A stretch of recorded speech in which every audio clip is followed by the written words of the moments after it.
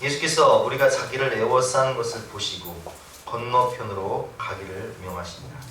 한 서기관이 나와 예수께 아뢰되 선생님이여 어디로 가시는지 저는 따르리이다. 예수께서 이르시되 여우도 굴이 있고 공중의 새도 거처가 있으되 인자는 머리둘 곳이 없다 하시더라. 제자들이 또 어떤 사람을 이르되 주여 우리가 먼저 가서 내 아버지를 장사하게 허락하옵소서. 20절 같이 읽겠습니다. 시작. 예수께서 이르시되 죽은 자들이 그들의 죽은 자들을 장사하게 하고 너는 나를 따르라 하시니라. 아멘. 너는 나를 따르라 라는 제목으로 본 말씀 의지해서 함께 은혜를 나누도록 하겠습니다.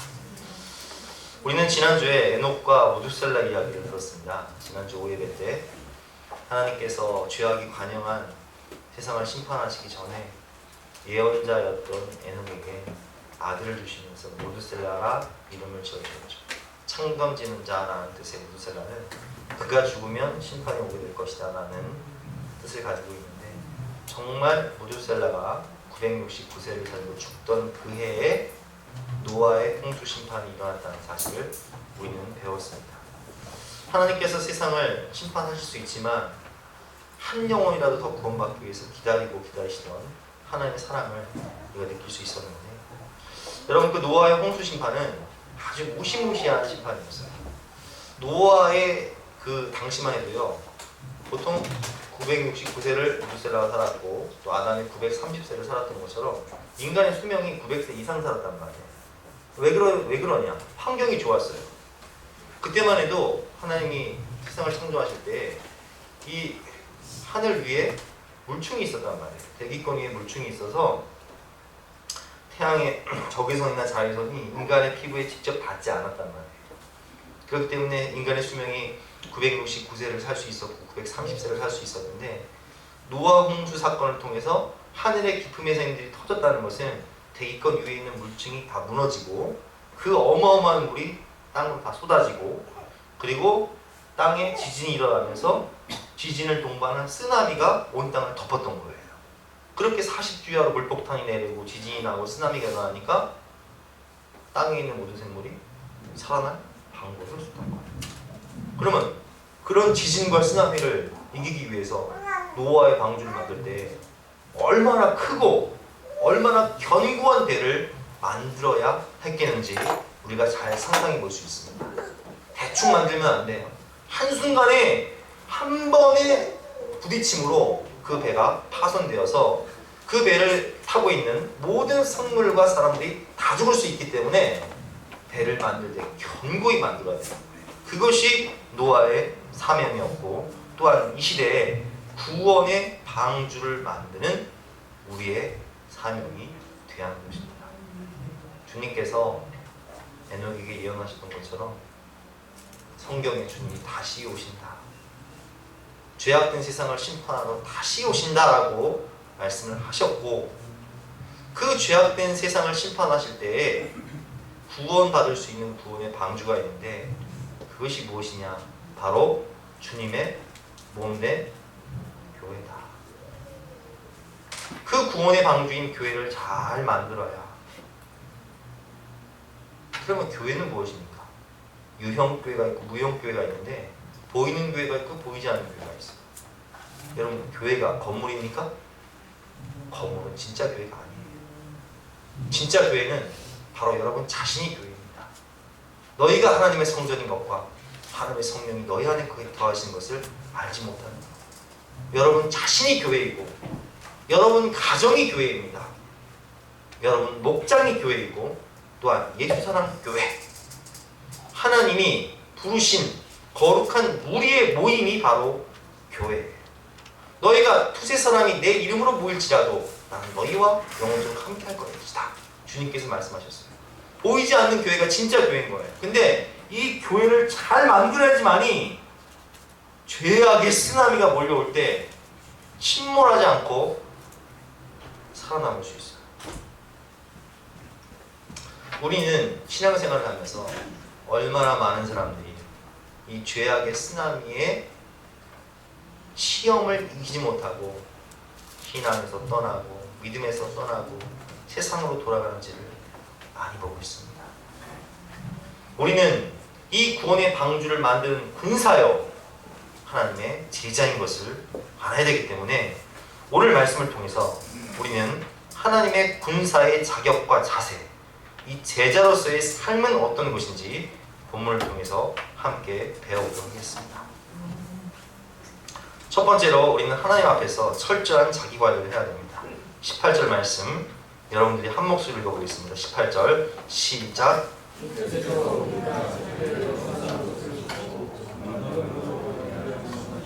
아멘. 우리는 마태복음 5장, 6장, 7장 말씀을 통해서 예수님께서 산상수훈을 말씀을 하실 때에 수많은 무리가 예수님의 말씀을 듣고자 산으로 몰려왔다는 사실을 배웠어요.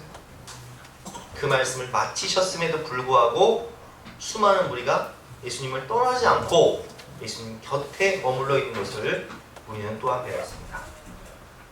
그뿐만 아니라 이제 마태복음 8장을 통해서 예수님께서 병자들을 고치기 시작하는데 나병 환자를 고치시고 백부장의 하인을 고치시고 베드로의 장모님을 고치셨을 뿐만 아니라 안식일이 끝나니 사람들이 예수님께 고침받기 위해서 몰려오는데 모든 귀신 들린 사람들, 모든 병자들이 다 몰려오는 거예요. 그래서 예수님은요 그 병자들을 어떻게 고치셨다고 했죠? 제가 지난주에 일일이 안수하시면서 말씀으로 기도해 주시고 고치셨다라고 말씀을 드렸잖아요. 너무 힘드셨어요. 예수님도 사람인데 우리와 똑같은 사람인데 그렇게 대중들에게 말씀을 하루 종일 전하시고 일일이 안수하시면서 사역을 하신 예수님이 똑같은 우리와 성정을 가진 분이셨기 때문에 그분도요 여행을 하면서 생명의 고난은요 주저앉기도 하시고요 너무 피곤하면 배에 고무를 대고 주무시기도 하셨고요 사랑하는 친구의 죽음 앞에서는 눈물을 흘리기도 하셨다는 사실을 우리는 알 수 있습니다. 그분은 인간이셨어요. 예수님은 참 하나님이시기도 하셨지만 참 인간의 몸을 입고 오신 우리와 똑같은 인간이셨기 때문에 배고프면 먹어야 하고 피곤하면 잠을 자야 하고 피로가 풀리는 똑같은 사람이셨다는 사실을 우리는 알 수 있습니다.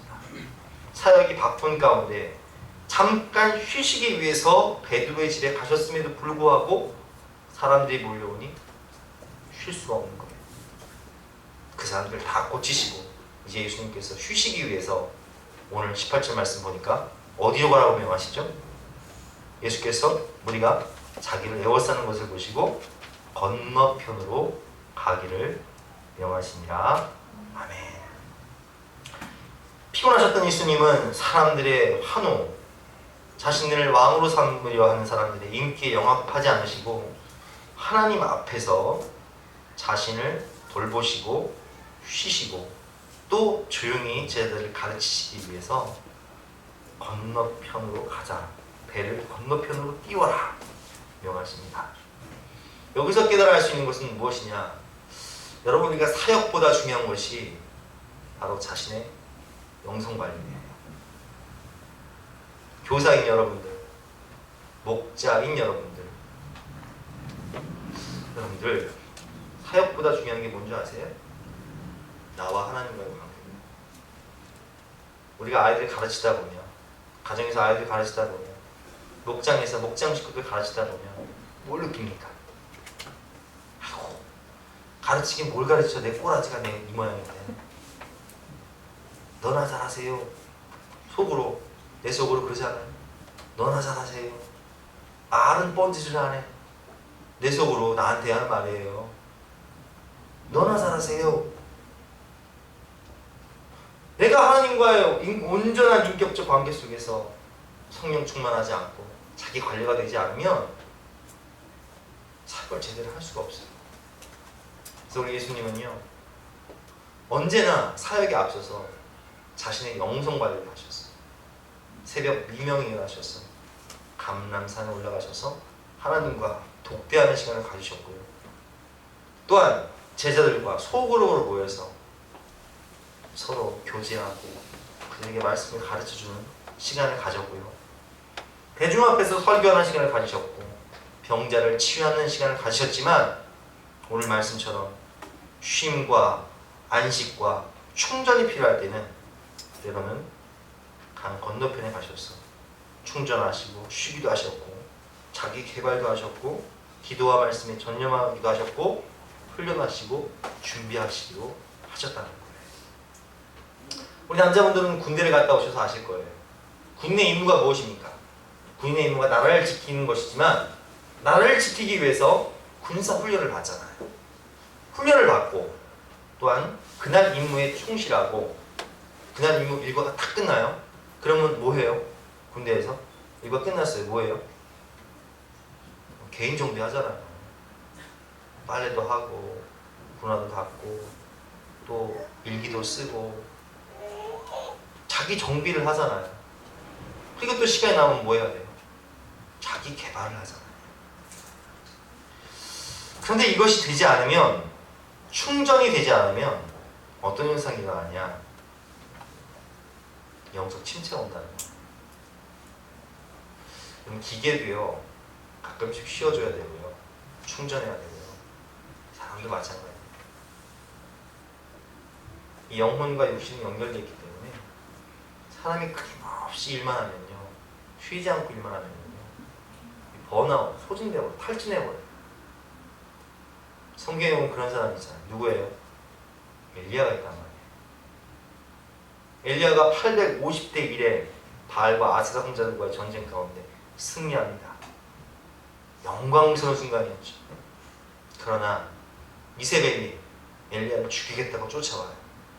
도망가던 엘리야는 로뎀나무 아래서 주님께 기도하기를 어떻게 기도합니까?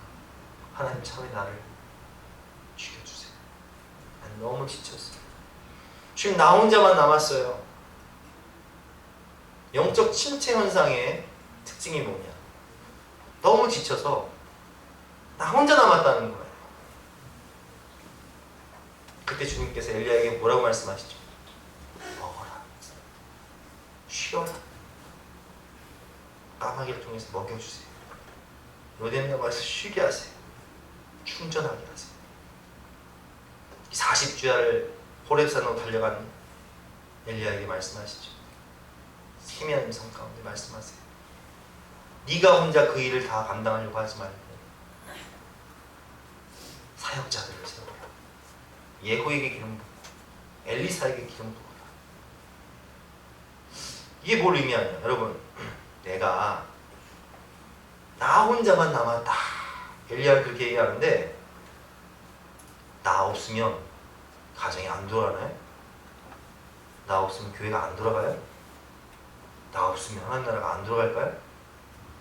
착각이에요. 주님께서 엘리야에게 뭐라고 말씀하시죠? 나 혼자 남았다고 말하는 엘리야에게 내가 바알에게 무릎 꿇지 않은 몇 사람을 남겨두었다? 7,000명을 남겨두었다. 너 혼자가 아니다. 엘리사에게 기름 부어라. 네가 혼자 그 일을 다 감당하려고 하지 말고 사역을 분담하라는 거예요. 너도 쉴 땐 쉬라는 거예요. 저도요 교회를 개척하고 3년 동안 마음의 여유가 없다 보니까 거의 쉬는 날 없이 일을 했어요. 그러다 보니까 어떤 현상이 나요? 육체적으로 너무 힘들고 영적으로 침체로 오요. 근데 엘리야 그 말씀을 묵상하면서 깨달았어요. 아, 하나님의 일은 하나님이 하시는 건데 나 혼자만 남았다고 내가 혼자 그 일을 다 감당하려고 했구나. 아, 그게 아니구나.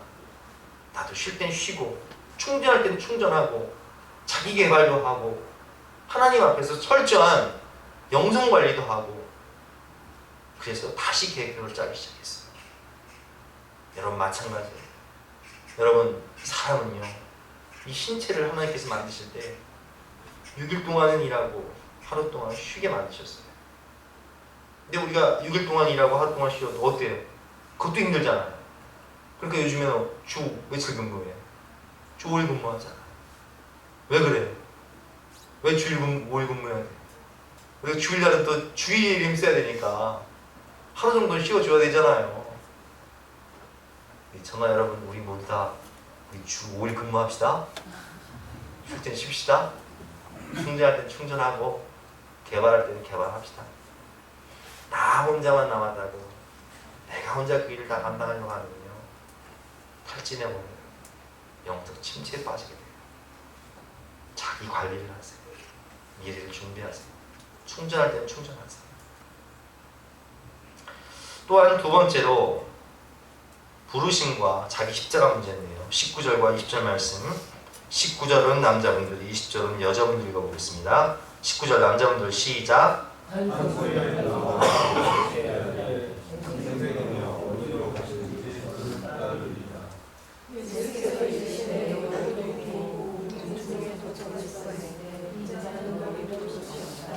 자, 한 서기관이 예수님께 나와 이렇게 예수님께 말합니다. 선생님이요, 어디로 가시든지 저는 따르리이다. 여러분, 서기관이란 직업은요, 성경을 필사하는 직업이잖아요. 옛날에는 성경을 인쇄하지 못했기 때문에 양 가죽 두루마리에다가 성경을 필사하는 사람들이 있었단 말이에요. 그게 누구예요? 서기관이에요. 그 성경을 베껴 쓰다 보니까 성경에 대해서 제일 잘하는 사람들이 누구예요? 서기관이에요.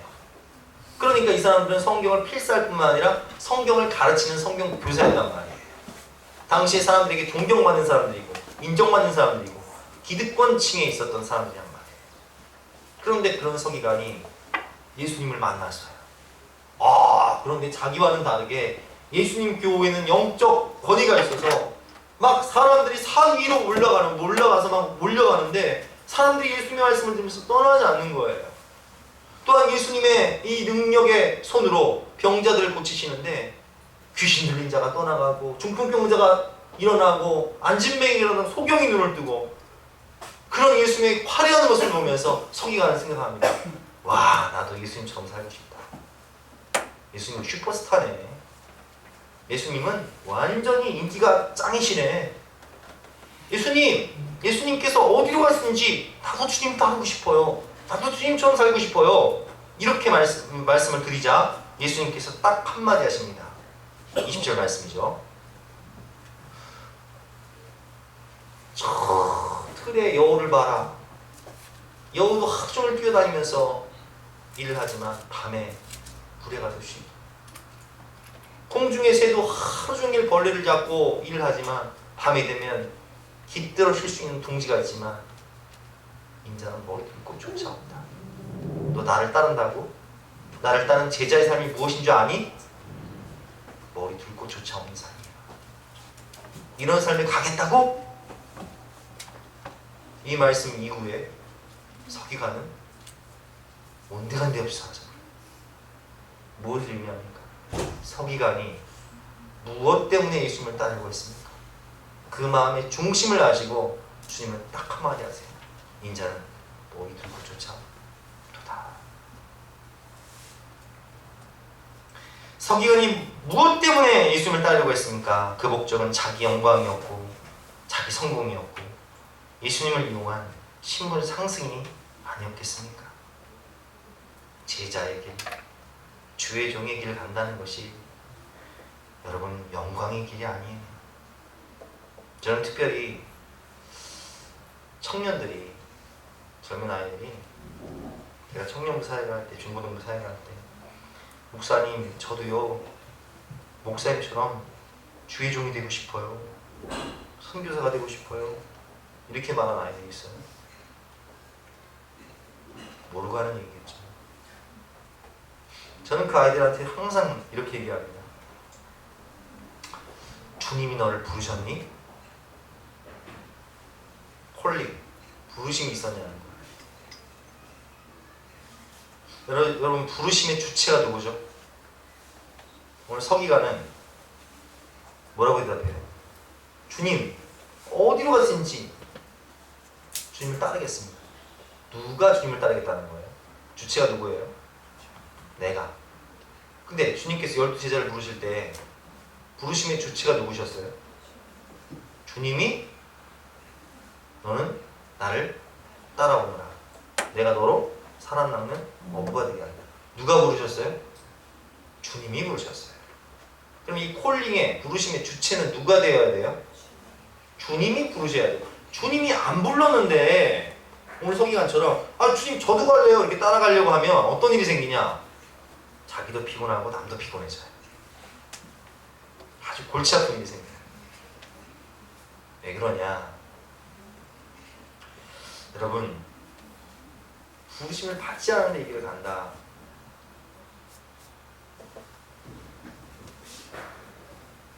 소명 없이 이 길을 가게 되면 반드시 중도타가 가게 되어 있습니다. 주님이 부르셨으면 그 부르심의 음성을 들었기 때문에 죽어도 가야 돼요. 순교의 자리일지라도 가야 돼요. 그것이 우리 문현주 성도에 계신 캄보디아든 아니면 파키스탄이든 중동 땅이든 주님이 부르셨고 주님이 가라시면 그분의 음성 들었으면 확실히 가고 순종하는 것이 우리의 사명이죠. 그러나 부르심이 없었는데 그 자리를 가겠다고? 못 가요. 제가 신학교를 들어가 보니까 알겠더라고요. 시험이 올 때마다 부르심이 있는 사람들은요, 주님의 음성을 들었기 때문에 어떤 역경과 고난이 와도요, 눈물 흘리며 십자가 지고 가요. 그러나 부르심이 없는 사람들은요, 흔들려요. 조금만 시험이 오면 떠나가요. 오늘 본문의 서기관이 이 예수님의 음성을 듣고 슬그머니 사라져서 성경 어디에도 나오지 않은 것처럼 슬그머니 사라져버려요. 어느 순간 보면 없어져요. 이탈되어요. 왜 그래요? 부르심에 소명이 없기 때문에 그래요. 예수님께서 말씀하셨습니다. 아무든지 나를 따라오려거든 자기를 부인하고 제 십자가를 지고 나를 쫓을 것이니, 자기 부인과 자기 십자가를 지고 예수님을 따르는 길 없이는, 그런 결사가고 그런 순교자의 믿음 없이는요, 절대로 갈 수 없는 길이 이 길입니다. 직장 생활할 때는요, 돈 많이 벌잖아요. 마음껏 사업할 수 있잖아요. 신학교를 들어가서 첫 사역실 나가니까 사례라고 30만 원을 주는데 기가 막히더라고요. 30만 원 갖고 한 달을 살아야 되는 거예요. 학교도 다니면서. 하루 벌이도 안 되는 건가요? 뭐 어떻게 하겠습니까?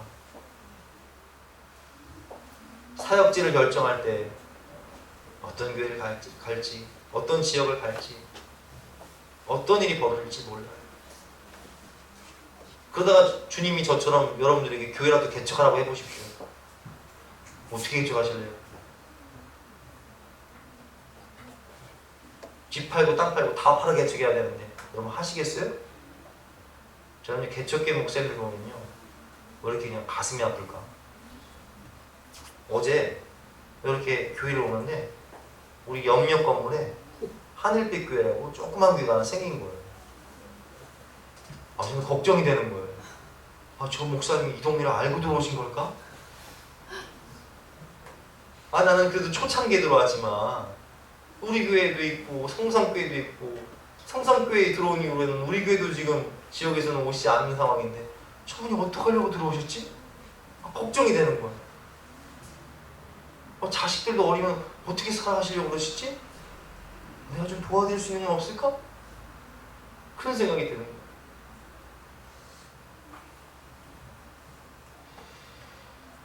여러분, 이 길은요,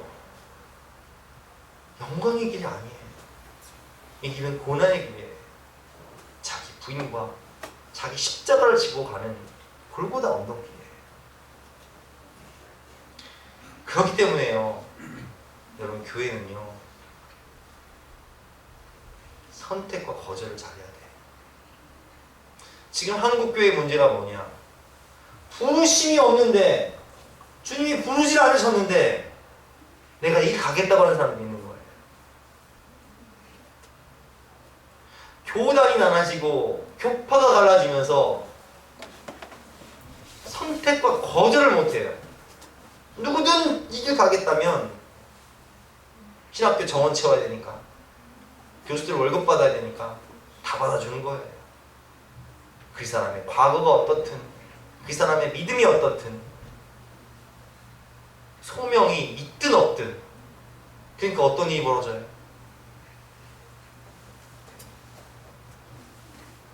조세영 같은 사람들 보세요. 감옥에서 예수님 만났다고, 은혜 받았다고. 그가 신학대학 들어가잖아. 안수 받잖아. 목회해보니까 이게 너무 아닌 거예요. 너무 힘든 길이야. 다시 뭐예요?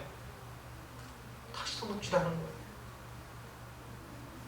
아주 수치와 망신을 줘요.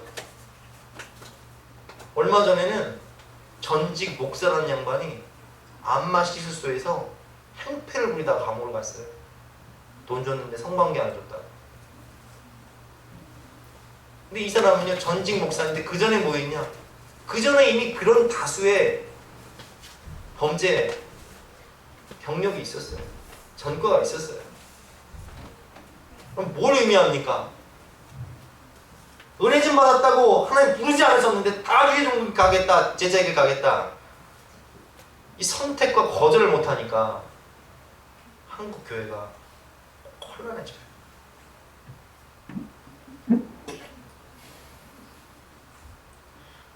임직자도 마찬가지죠. 여러분 장로 되고 싶으십니까? 권사, 안수입자 되고 싶으세요? 주님이 부르셨으면요, 거절하지 마시고 되세요. 주님이 가라 하시면요, 가세요. 그러나 자기 영광 때문에 준비도 안 되었는데, 자격도 못 갖췄는데, 자기가 스스로 하고 싶다면 가지 마세요. 돼서 뭐 하려고? 목사가 돼서 뭐 하려고요? 장로가 돼서 뭐 하려고요? 직분 감당도 못 하는데, 사명 감당도 못 하는데, 그 옷만 입고 있다고 사람이 되나요? 부족하면, 하나님이 부르셨는데 내가 부족하면 몸부림치면 돼요. 몸부림쳐서 노력하고 기도하고 말씀 붙잡고 했으면 돼요. 그러나 부르지 않으셨는데, 부르심도 없는데 서기관처럼 주님 어디로 갑니다 따르겠습니다, 이렇게 말씀하지 마세요. 그러면 자신도 피곤하고 가족도 힘들어지고 교회도 어려워져요.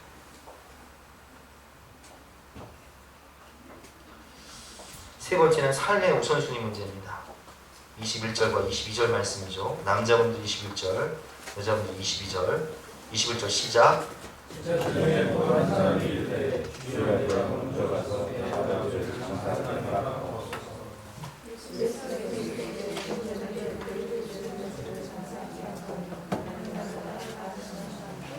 이번에 제자 중에 한 사람이 예수님께 묻습니다. 조건 거는 거예요. 예수님, 이렇게 해주시면 이렇게 할게요. 조건 거는데 그 조건이 뭐냐?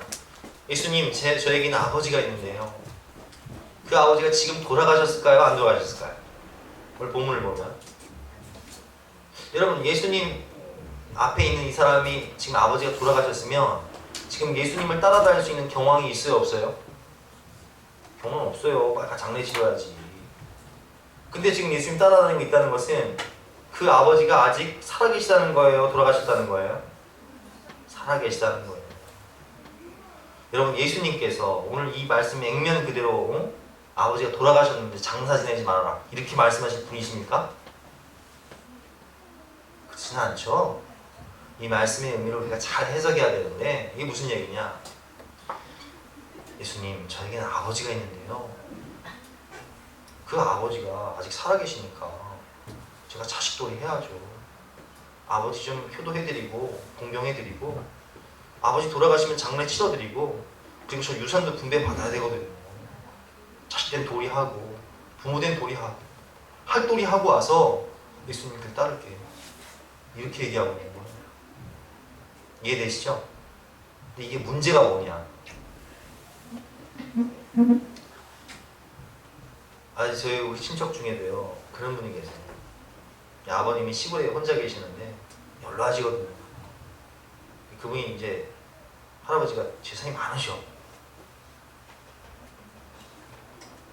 그러니까 이제 이 장남이나 아들이 그 아버지 모시겠다고, 자식돌이 한다고 시골에 가서 아버지를 모시는데 이 아버지가 안 돌아가시는 거예요. 그래서 몇 년을 모셨냐? 15년을 모셨어요. 몇 세 돌아가셨냐? 94세 돌아가셨어요. 이분 나이가 지금 어떻게 되시냐? 70이 넘어버리셨어요. 몇 년을 모셨냐? 15년을 모셨어요.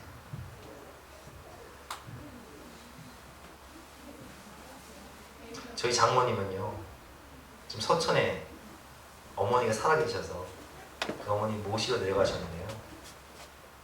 우리 사모의 외할머니가 되겠죠? 나이가 어떻게 되시는지 아세요? 내년이면 100세예요. 안 들어가셔. 우리 장인어른이 70 넘으셨어요.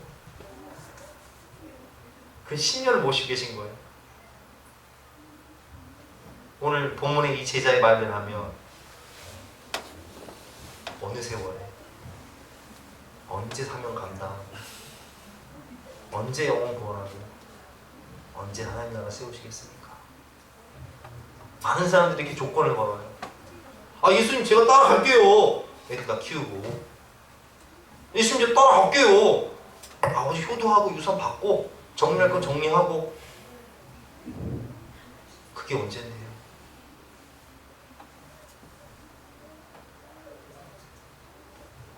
주님께서는 그들에게 말씀하십니다. 22절 말씀이죠. 예수께서 이르시되 죽은 자들이 그들의 죽은 자들을 장사하게 하고 너는 나를 따르라. 죽은 자가 죽은 자를 장사한다고요? 죽었는데 어떻게 장사를 해요? 죽은 자들이 죽은 자를 어떻게 장사를 해요? 이 말씀의 의미는 영적으로 죽은 자들, 영적으로 죽은 자들, 유산 상속 때문에 얽매여 있는 사람들, 세상에 썩을 것만 추구하는 사람들은 그런 거 추구하게 살게 하고 너는 나를 따르라는 거예요. 너는 영적으로 살아있으니 나를 따라서 영적으로 살아있는 네가 진정한 효도를 해라. 진정한 효도가 무엇인지 아니? 두 가지가 있어요. 첫 번째는 뭐냐? 따라하세요. 부모님 살아계실 때 효도하는 것. 두 번째는 뭐냐?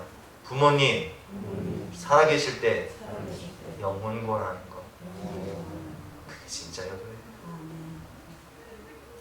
부모님 돌아가신 다음에 장사 잘 치운다. 몇 천만 원짜리 장례식장 얻어가지고 수백 개 화환 갖다 놓고 음식 뽀지게 한번 내놔보세요. 그 부모님 드시나 춤을 추시나 영혼 구원 못 받았는데. 부모님 살아계실 때 효도하고 부모님 살아계실 때 영혼을 구원해서 그 영혼을 천국으로 인도하지 않는다면 그저 유산 상속 때문에 물질 때문에 자식 키우는 문제 때문에 썩어질 것만 추구한다면 부모님 영혼 구원 못 받고 장례 치를 때 피는 못 흘리는 거예요.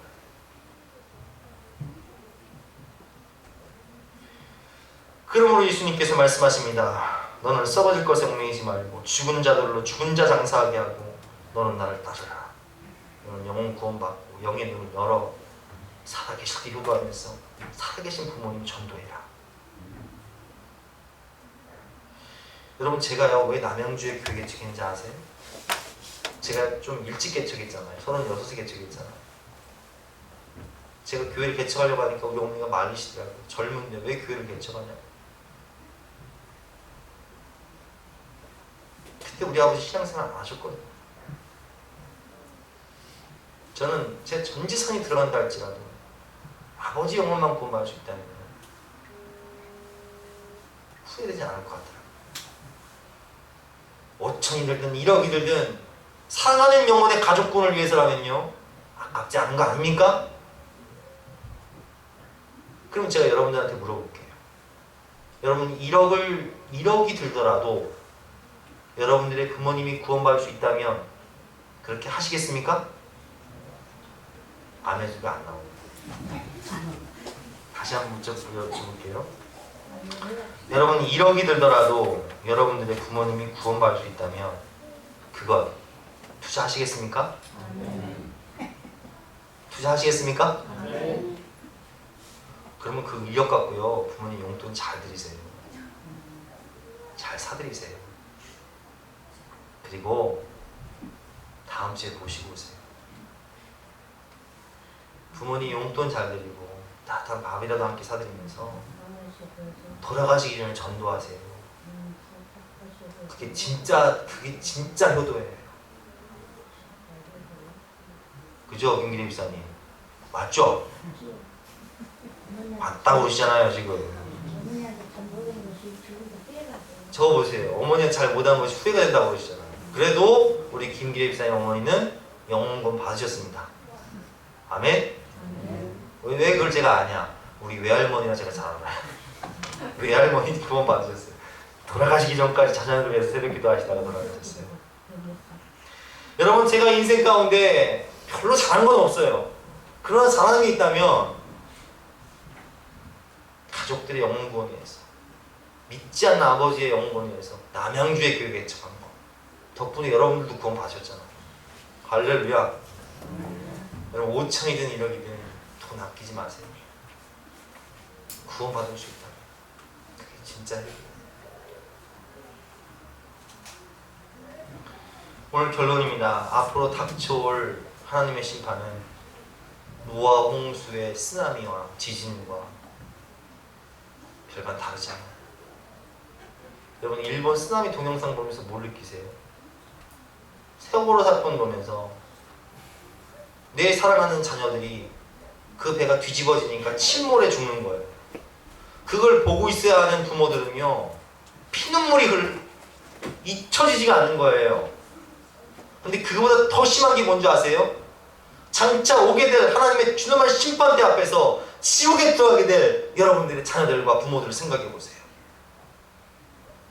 세월호의 사건을 겪었던 부모들이 느꼈던 그 원통함과 그 억장이 무너지는 심정보다 100배, 1000배나 더 큰 고통을, 구원의 방주를 제대로 만들지 못하면 그 고통을 우리가 느껴야 돼요. 여러분, 우리 자신이 교회예요. 우리 가정이 교회입니다. 우리 목장이 완벽한 교회예요. 우리 예수님교회가 교회입니다. 음부의 권세를 이기지 못하는 교회, 내가 내 교회를 세우니 음부의 권세가 이기지 못할 것이다. 주님은 분명히 약속하셨어요. 이 죄와 사망 권세를 이기고 사탄 마귀의 세력을 이기고 세상을 구원할 구원의 방주, 주님의 몸된 교회를 세우시겠다고 약속하셨어요. 누구를 통해서? 여러분들을 통해서, 저를 통해서. 그래서 우리를 부르신 거예요. 무엇으로? 제자로. 너는 나를 따르라. 썩어질 것 추구하지 마요. 멸망길 가지 마요. 자식들한테 집 물려주기 위해서, 썩어질 유산 물려주기 위해서 지옥 물려주지 말고, 비록 머리둘 곳조차 없는 삶을 살지라도 그들에게 천국 영생을 물려주고 하나님의 나라를, 믿음을 유산으로 물려주어라. 그렇게 살아갈 때 하나님의 그 준엄한 심판대 앞에서 우리는 견고한 구원의 방주를 짓고 반석 위에 선 집을 만들어 아무리 어떤 폭우가 오고 홍수가 온다 할지라도 무너지지 않는 믿음의 집, 구원의 방주를 잘 지어서 주 예수를 믿으라. 그리하면 너와 내 집이 구원을 얻으리라 하는 말씀처럼 가정을 다 구원할 수 있는 것입니다. 아무쪼록 힘들고 어려울지라도 구원의 방주 잘 지어서 사랑하는 모든 가족들과 영혼들을 구원하시는 저와 여러분 되시기를 주님의 이름으로 축원합니다. 이번 주 적용 잘하세요. 사랑하는 영혼들에게 잘 대접해드리고 기도해드리고 다음 주에 꼭 모시고 오세요. 그것만큼 중요한 선물이 없습니다. 우리 마음이 괴롭고 외로울 때 주님 십자가 지고 따라가면서 때로는 너무 힘들고 권할 때 예수님을 생각하시기 바랍니다. 우리 마음이 어둡고 괴로울 때 함께 찬양하도록 하겠습니다.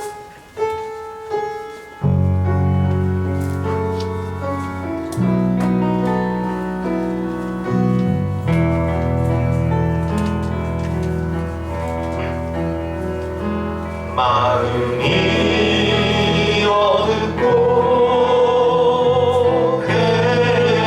괴로울 때 주님 예수님을 나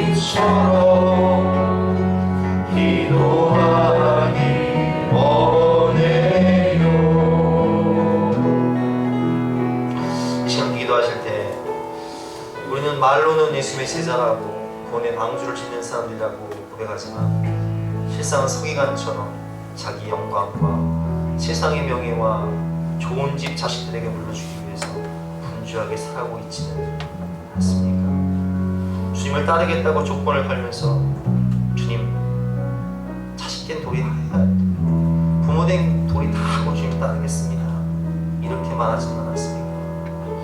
이 시간 회개하며 기도할 때 우리가 구원의 방주를 제대로 짓지 않으면 우리가 반석 위에 집을 짓지 않으면 심판의 때 나의 잘못된 믿음으로 말미암아 우리의 가족들은 다 멸망을 받습니다. 자녀들은 다 지옥 가게 됩니다. 그렇게 살지 않고 주님의 제자로서 자기를 부인하고 자기 십자가를 지고 주님의 뒤를 따라 구원의 방주 잘 지어서 주 예수를 믿으라 그리하면 너 안에 집에 구원을 얻으리라는 말씀처럼 나 때문에 우리 집안이 구원받고 자녀들이 다 구원받는 삶을 살게 해달라고 간절한 마음으로 주여 삼창을 하시겠습니다. 주여! 주여! 주여! 하나님의 신귀한 말씀을 주시니 감사합니다. 하나님 우리가 주님 나라와 주님 영광 위에 주님 제자로서 부름받고 하나님 나라와 영원과 위에 살아야 하는 불구하고 아버지 제자들이 세상 것 따라 주님을 따라 자기가 자기 영광과 세상의 명예에 따라 주님을 따르고자 했던 것처럼 아버지 거짓감을 성 가운데 세상의 물질만 추구하며 쏟을 것을 위해 달려가고 있지는 않았습니다. 하나님 우리를 불쌍히 여겨주시고 용서해 주셔서 아버지 너와처럼 구원의 방주를 잘 지을 수 있도록 하나님 도와주시옵소서. 장차 이만 주님의 심판을 받으면서 믿음의 집 잘 지을 수 있도록 도와주시고 반석 위에 말씀 위에 주님 뜻대로 할 마음으로 아버지 신앙의 집 잘 지어서 우리가 죽는 순간 믿음의 유산을 우리 자녀에게 물려줄 수 있도록 하나님의 은혜를 베풀어 주시옵소서. 비록 좋은 집을 빌려주지 못할 판지라도 하나님 우리 자녀들에게 눈물로 기도하며 주님을 섬기던 우리의 신앙의 모습과 유산을 물려줄 수 있도록 도와주시고 영혼권을 위해서 불타는 마음으로 전도하고 가족권을 위해서 눈물로 기도하던 우리들의 신앙의 유산을 우리 자녀들에게 물려줄 수 있도록 하나님의 은혜를 베풀어 주시옵소서. 너와 그 믿음으로 말미암아 자기의 자녀들과 연인들까지 다 구하는 것처럼 우리도 그 믿음으로 말미암아 우리 자녀들 집안의 모든 식구들과 부모들과 아버지 친척들과 가족들을 다 볼수 있는 주님의 귀한 지자 될 수 있도록 세상을 권하는 축복이 들어올 수 있도록 하나님의 은혜를 베풀어 주시옵소서. 이 길이 좋은 길일지라도 험한 길일지라도 그렇게 만들 수 있다면 주님 십자가 지고 이 사명자를 감당할 수 있도록 도와주시고 주님을 만나는 그 순간이 주님 나라 입사하는 그날이 가장 기쁘고 가장 감격이 넘치는 날 될 수 있도록 하나님 우리의 인생을 아버지 붙잡아 주시고 성령으로 충만케 하시고 아버지 영의 눈을 열어주셔서 하나님을 기쁘시게 하고 더욱더 많은 영혼을 구원할 수 있는 우리의 삶이 될 수 있도록 하나님 축복하여 주시옵소서. 주께서 이 시간 우리의 마음을 붙잡아 주시고 성령의 하나님의 역사하심으로 그런 삶을 살게 해주실 것을 믿고 감사드립니다. 주님 역사해 주시고 주관하여 주시옵소서. 감사드리며 예수 그리스도 이름으로 기도드렸사옵나이다. 아멘. 주님 다시 오시는 날 사랑하는 가족들의 손 붙잡고 천국에 입성할 수 있도록 좁은 길 십자가 잘 지고 갈 수 있도록 다시 한번 결단한 마음으로 찬양하도록 하겠습니다.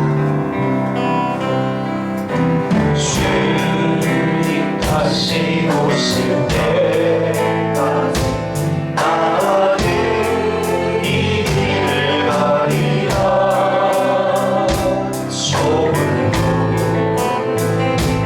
좁은 길 나의 십자가 지고 나의 가는 길을 끝에서 나는 주를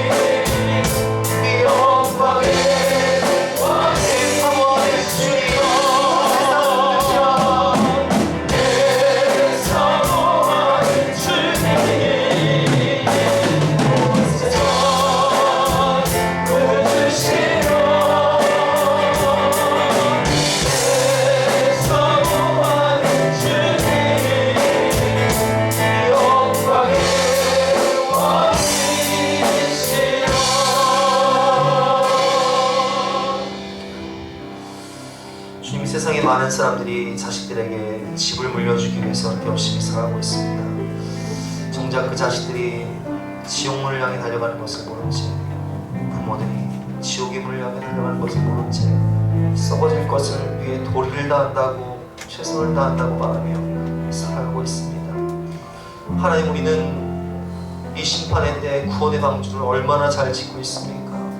믿음의 집을 얼마나 잘 짓고 있습니까? 우리도 서기관처럼 헛된 영광 바라보며 제자처럼 주님께 조건을 걸고 순종하고 있지는 않습니까?